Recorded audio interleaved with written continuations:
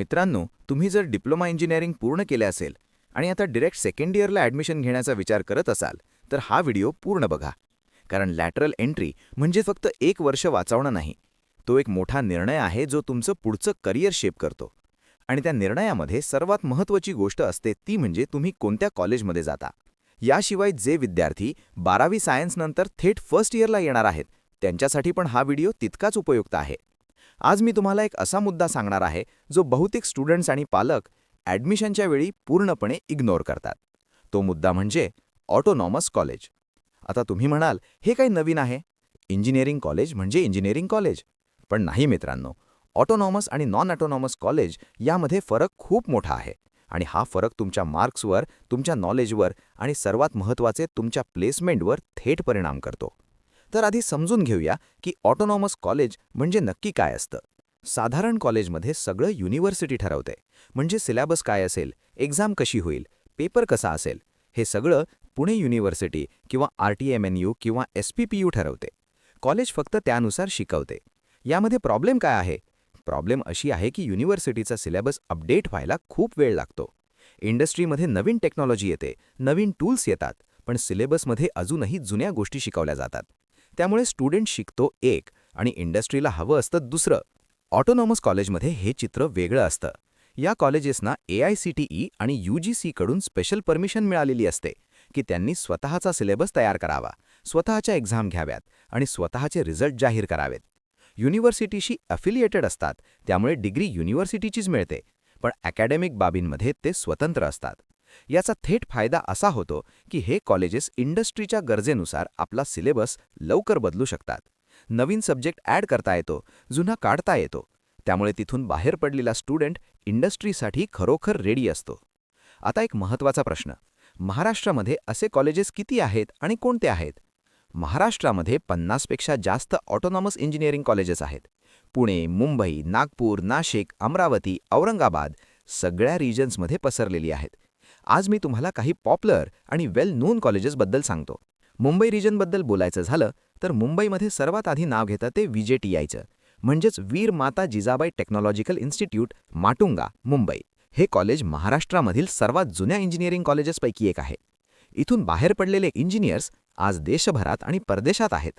VJTIचं नाव इंडस्ट्रीमध्ये आजही खूप मोठं आहे. याच मुंबई रिजनमध्ये Sardar Patel college of engineering, Andheri हे पण एक चांगलं ऑटोनॉमस कॉलेज आहे. आणि जर तुम्ही विमेन इंजिनिअरिंग स्टुडंट्स असाल तर द्वारकादास जे Sanghvi college of engineering, Vile Parle हे पण एक रिस्पेक्टेड नेम आहे.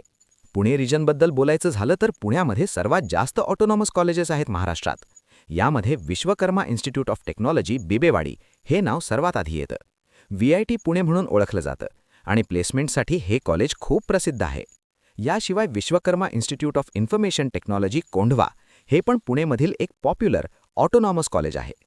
Cummins college of engineering for women, Karvenagar हे विमेन स्टुडंट्ससाठी महाराष्ट्रामधील टॉप चॉईसेसपैकी एक आहे. MIT अकॅडमी ऑफ इंजिनिअरिंग, आलंडी आणि Pimpri Chinchwad college of engineering हे पण पुणे रिजनमधील चांगले ऑटोनॉमस कॉलेजेस आहेत. नागपूर रिजनमध्ये GH Raisoni college of engineering हे नाव खूप ऐकू येतं. नागपूरमध्ये ऑटोनॉमस कॉलेजेसची संख्या चांगली आहे आणि Yashwantrao Chavan college of engineering, Wandongri हे पण एक वेल नोन नाव आहे. Shri Ramdev Baba college of engineering and management हे पण नागपूरमधील एक रिस्पेक्टेड ऑटोनॉमस इन्स्टिट्यूशन आहे. अमरावती रिजनमध्ये government college of engineering, Amravati हे स्टेटमधील ओल्डेस्ट गव्हर्नमेंट इंजिनिअरिंग कॉलेजेसपैकी एक आहे आणि त्याला ऑटोनॉमस स्टेटस आहे. आता एक गोष्ट स्पष्ट सांगतो, या कॉलेजेसमध्ये ॲडमिशन मिळवणं तुलनेने कठीण असतं, कारण डिमांड जास्त असते आणि सीट्स कमी असतात. JEE किंवा MHTCETचे चांगले मार्क्स लागतात. पण जर तुम्ही मेहनत केलीत आणि चांगल्या ऑटोनॉमस कॉलेजमध्ये गेलात तर पुढची 4 वर्ष खरोखर वर्थ इट असतात. एक गोष्ट आणखी सांगतो जी खूप कमी लोक बोलतात. ऑटोनॉमस कॉलेजमध्ये इंटरनल असेसमेंट खूप महत्त्वाचं असतं. म्हणजे फक्त फायनल एक्झाम नाही, तर पूर्ण वर्षभर तुम्ही कसे परफॉर्म करता ते पण मार्क्समध्ये काउंट होतं. यामुळे शेवटच्या वेळेस रट्टा मारून पास होण्याची स्ट्रॅटेजी इथे काम करत नाही. पण याचाच फायदा असा होतो की स्टुडंट्स खरोखर शिकतात आणि त्यांची ओव्हरऑल क्वालिटी वाढते. मित्रांनो, मी आज जे कॉलेजेस सांगितले ते फक्त पॉप्युलर आणि वाईडली नोन कॉलेजेस आहेत.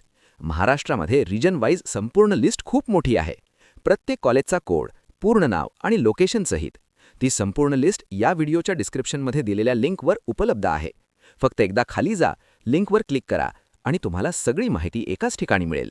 किंवा गुगलवर जाऊन सर्च करा MSBTE नोट्स अँड इन्फो आणि मग सर्च करा ऑटोनॉमस कॉलेजेस इन महाराष्ट्र. आमचा आर्टिकल सर्वात आधी येईल.